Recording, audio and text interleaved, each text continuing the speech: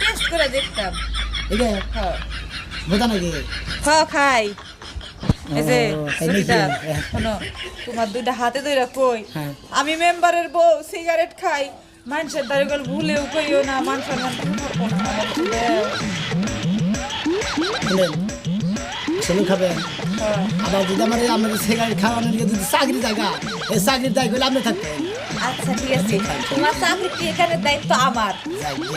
মেম্বারে বললে যে বাপ হয়ে গেছে এখন চাকরি ঠিক কি হবে এনে বই আলই। হ্যাঁ তুমি পাহারা দাও, কেউ যেন না হে আইলে খালি আমার কইবা। একবার বাইরে হ্যাঁ। গিরি করে সারে এলাম